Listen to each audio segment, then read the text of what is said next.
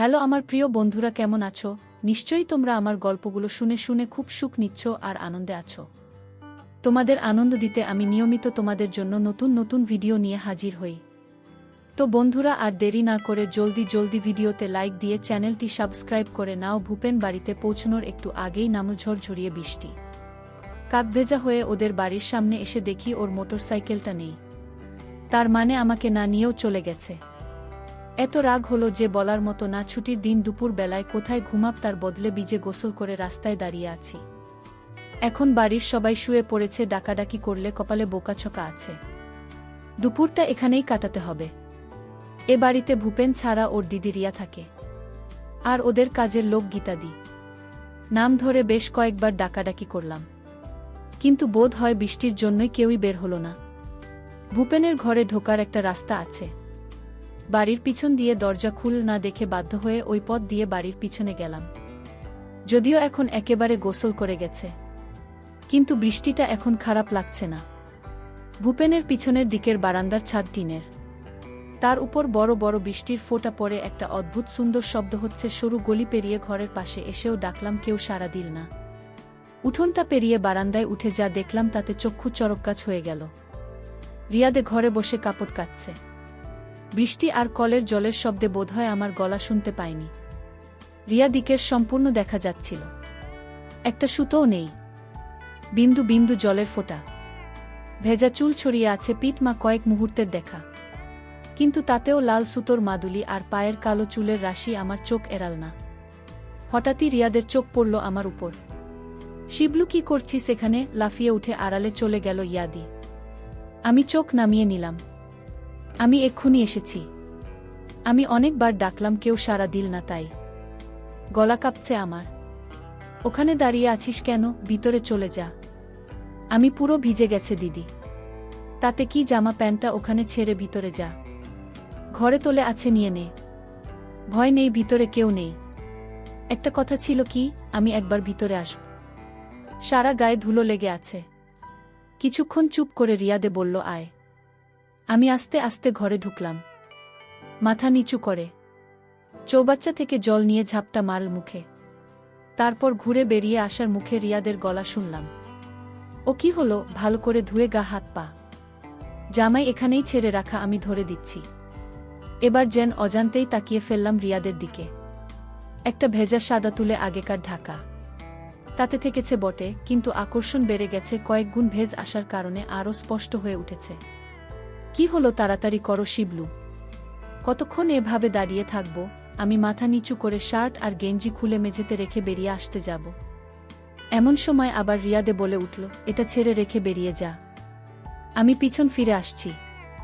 রিয়াদ সত্যি পিছন ফিরল কি না তা দেখার সাহস হলো না। কোনো রকমে তা থেকে নামানোর সময় আর এক বিপত্তি ঘটে। বৃষ্টিতে গায়ের সঙ্গে আটকে থাকা সবই নেমে গেল। তাড়াতাড়ি সেটা তোলার আগেই পিছনে খিলখিলিয়ে উঠল ইয়াদি। বেশ বুঝলাম তার সততা। শত তুললে আচমকায় মুখ ফসকে বেরিয়ে গেল, কথাটা বেশ করেছি। যা পালা। রিয়াদের গলার স্বরে একটা মজার আভাস পেলাম, ভয় শিরশিরানিটা একটু কাত। নিজেই নিজেকে প্রশ্ন করলাম, তাহলে কি রিয়াদ ইচ্ছা করে এখানে ঢুকতে দিল আমাকে? এক পায়ে ভর দিয়ে জিজ্ঞাসা করলাম, জেঠু জেঠিমা নেই? না, পুরনো বাড়িতে গেছে। গৌরী ইত্যাদি কোথায়? সকলের খোঁজ করছিস কেন? এমনি অনেকক্ষণ ধরে ডাকছিলাম, কেউ বলল না তো, তাই তো তুই সিনেমা দেখার সুযোগ পেলেই ফ্রিতে। তা বটে, তবে শুধু ট্রেলার। এরকম সিনেমার জন্য আমি ব্ল্যাকে টিকিট কাটতেও রাজি। আমার সাহস বাড়ছে ক্রমশ। পাকামি করিস না, যা ভাগ। ইয়াদি, কি একবার দেখাবে? মানে একবার দেখব তোমাকে। কি খুব ইচ্ছা করছে? বেরো এক্ষুনি প্লিজ দিদি, এরকম সুযোগ আর পাব না, দেখাচ্ছি মজা। এক ধাক্কায় আমাকে বের করে কল ঘরের দরজা বন্ধ করে দিল দিদি। আমি হতাশ হয়ে ঘুরে এলাম। ভূপেনের ঘর থেকে একটা তোয়ালে নিয়ে রাখলাম। ভূপেনের ঘরের বারান্দা থেকে নিচে দেখা যায়। এখানে বসে বেশ কয়েকবার আড়াল থেকে আমরা গৌরী তাদের পানি বের করা দেখেছি। বারান্দায় সরে এসে নিচের দিকে তাকিয়ে রইলাম। মিনিট 10 পরে স্নান সেরে বেরোনোর ইয়াদি, পরনে গামছা ছাড়া আর কিছু নেই। ওইভাবে উঠোন পেরিয়ে পিছনের দিকের দরজা বন্ধ করে উপরে উঠে এলো। আয়নার সামনে নিচু তুলে বসল ইয়াদি। আমি পাউডারের কৌটো থেকে হাতের তালুতে পাউডার ধরলাম। তারপর রিয়াদের পিঠে দিলাম। আমি আস্তে আস্তে হাতটা নামালাম। তলাতে আটকে যাচ্ছে। রিয়া দিদি দিদি কিছু না বলে তোয়ালের গেটটা খুলে দিন, তারপর আমাকে ঠেলে সরিয়ে উঠে দাঁড়াতেই তোয়ালেটা শুকনো পাতার মতো খসে পড়ল। দেখবি বলছি না, দেখ কি দেখবি? হাই সত্যিই কি দেখ, বুঝে উঠতে পারছিলাম না। এত কাছে একেবারে আদি সব কেমন গুলিয়ে গেল, যেন নিজের গায়ে চিমটি কেটে দেখতে ইচ্ছে করছে। স্বপ্ন দেখছে কি না চোখের সামনে একজন দেখাচ্ছে ভেবে পাচ্ছিলাম না। কি করব, থরথর করে কাঁপছে সারা শরীর। চোখ সব কিছু দেখতে চাইছে, কিন্তু কেন জানি না সাহস করে উঠতে পারছি না। কি হলো দেখবি না, নরম গলায় বলল ইয়াদি। টাকা টাকা বলছি আমার দিকে। আস্তে আস্তে চোখ খুললাম। রিয়াদিকে ভীষণ সুন্দরী লাগছে, সেটা বলাই বাহুল্য। টানা টানা চোখ, জোড়া ভ্রু সব মিলিয়ে অনেকটা দক্ষিণী সিনেমার নায়িকাদের মতো দেখাচ্ছে। ভেজা চুল ছড়িয়ে আছে পিঠে ঘাড়ে, চুলের মধ্যে ঘাড়ে কাঁধে এখনো জলের ফোঁটা লেগে রয়েছে। রিয়াদের চোখে চোখ পড়তেই চোখ নামালাম নিচের দিকে। এবার আমি সরাসরি সব কিছু দেখতে পাচ্ছি। রিয়াদের গায়ের রঙের তুলনায় বেশ পরিষ্কার, তবে তা দক্ষিণী নায়িকাদের মতো বেশ বড় হয়, যেন অনেকটা মধ্যে আকর্ষণকে উপেক্ষা করে আকর্ষণ করছে আমাকে। রিয়াদের কথা শুনে আমার সম্বিত ফিরল। তাকালাম ওর মুখের দিকে। কি রে, বললি না তো কেমন খুব সুন্দর? একটু ধরো, পারমিশন নিচ্ছিস? যদি দাও। আমার মাথার চুল খামচে ধরে রেখেই বলল, ওরে বাদর, ধর, যা খুশি করো। বুঝিস নাকি কিছু? আমি খুশিতে থাকতে না পেরে দুই হাতে দুইটা ধরলাম। আমার মনে হলো পিছলে বেরিয়ে গেল বুঝি। ইদ্দি বলে উঠল আস্তে, শিবলু শরীর, অনেক সময় আছে, তাড়াহুড়ো করিস না, তাহলে তোর ভাল লাগবে না, আমারও না। আমাকে বিছানার কাছে নিয়ে এলো রিয়াদি। তারপর একটা ততক্ষণে আমার কলাগাছ।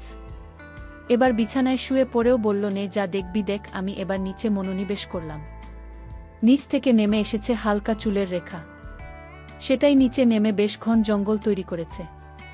আমি হাত দিয়ে তার মধ্যে বিলি কাটতে লাগলাম। রিয়াদে নড়ে ওঠে, শক্ত হয়ে গেল। মেঘের জন্য ঘরে আলো কম, তাছাড়া জানালার পর্দাগুলো টাঙানো, তাই বিশেষ কিছু দেখতে পেলাম না। আন্দাজে আরও গভীরে নিয়ে গেলাম। এতদিনের সিনেমার ম্যাগাজিন দেখার অভিজ্ঞতার সঙ্গে মিলিয়ে আন্দাজ করার চেষ্টা করছিলাম। নামলাম নরম একটা খাজের মধ্যে। রিয়া দিয়ে চোখ বুজে ফেলেছে, শ্বাস পড়ছে ঘন ঘন। বেশ বুঝেছি ও খুব এনজয় করছে। তাড়াহুড়ো করার কোনো মানে হয় না। আমি এবার আমার নামিয়ে আনলাম। ভাল লাগছে দিদি। হঠাৎ আমার বাথরুম চাপ দেওয়ায় রিয়াদকে বললাম, ইয়াদি বাথরুম যাব? কি বাথরুম এখন প্লিজ, খুব জোরে পেয়েছে। এখন নিচে নামতে হবে না, এদিকে আয়। বাধ্য ছেলের মতো রিয়াদকে অনুসরণ করলাম। বারান্দার এক কোণে এসে পাল্লাটা খুলে দিল আর বলল, এখানে করেনি, বৃষ্টিতে ধুয়ে যাবে। বারান্দায় দিকটা গাছে ঘেরা, তাছাড়া বৃষ্টির তোড়ে এখন চারদিক সাদা হয়ে আছে। গ্রিলের ফাঁক দিয়ে গলিয়ে দিলাম। হঠাৎ পিঠে নরম কিছু দেখলাম, পিছন থেকে আমাকে জড়িয়ে ধরেছে ইয়াদি। কাজ মিটিয়ে জানালা বন্ধ করে দিলাম। রিয়াদি আমাকে ওইভাবে ধরে ধরেই ঘর পর্যন্ত এলো। কিরে, ভালো লাগল দেখে? খুব কোনো ক্রমে বললাম আমি। যদি ভালো কাজ করতে পারি তাহলে পরেও কাজ করার সুযোগ দিদি করে দেবে। তারপর থেকে আমরা এখনো ওঠেনি। আমি প্রশ্ন করলাম, ভূপেন কখন ফিরবে? 5:30টার আগে নয়, তোদের ম্যাচটা আজ হচ্ছে না? ভূপেন বাকিদের সাথে সিনেমায় গেছে, গৌরী ইত্যাদি ওখানে গেছে। তুমি জানতে আমি এসব? না তো তাহলে কি? তাহলে এত সুযোগ করে দিলে আমাকে, তুই তো বারান্দাতেই আমাকে দেখে নিয়েছিস, আর আড়াল করে কি লাভ? বাথরুমে তুলে দেখে খুব লোভ হলো। চান করতে করতে ভাবছিলাম কি করব, শেষ পর্যন্ত করে ফেললাম। সত্যিই তুমি খুব সুন্দর ইয়াদি। তুইও। সব দেখি নাম। কেন, বাথরুমে যাব? আমিও যাব। তাহলে যা, আগে ঘুরে আয়। আমি যাব না, তুমি করবে সেটা দেখতে যাব। ব্যাট যাবে তুমি তো, আমার দেখলে না, আমি দেখব না। অনেক অনুরোধ শেষ পর্যন্ত রাজি করলাম রিয়াদিকে। এর আলো জ্বালিয়েও আমার মুখোমুখি বসল। তারপর চোখ বন্ধ করে শুরু করল। ঝর্ণার মতো জলের ধারা বেরিয়ে এলো, প্রথমে অল্প, তারপর গল্প নিয়ে। ইয়াদি, কি চান করবে একসাথে? করব, তবে আজ না, অন্য দিন। তুই উপরে যা, আমি আসছি। যাক, তাহলে ভবিষ্যতেও সুযোগ আছে। এটুকু নিয়ে আবার উপরে উঠে এলাম আমি। দ্বিতীয় সুযোগটাও আচমকাই এলো। 2 দিন আগে রিয়াদে হঠাৎ আমার বাড়ি এসে হাজির। সোজাসুজি একেবারে মার কাছে। আমি প্রথমে একটু ভয় পেয়েছিলাম, তারপর আড়ি পেতে দুজনের কথা শুনলাম। সে কি রে, কবে হলো? কাল রাতে ফোন এসেছিল।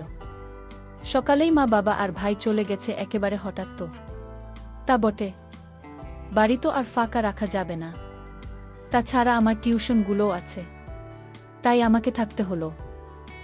তুমি একটু শিবলুকে বলো ওর খুব অসুবিধা না হলে যেন এই 3 দিন যদি রাতটুকু আমাদের বাড়িতে গিয়ে থাকে। অসুবিধা আবার কিসের? দিনরাত আড্ডা মেরে বেড়াচ্ছে। ওকে কি আমি একবার জিজ্ঞাসা করব? না না, তোকে কিছু জিজ্ঞাসা করতে হবে না। ও যাবে তাহলে বলো রাতের খাওয়াটা আমার সাথে খেয়ে নেবে। আমাদের তো কাজের লোক রান্না করে দিয়ে যায়, অসুবিধা হবে না।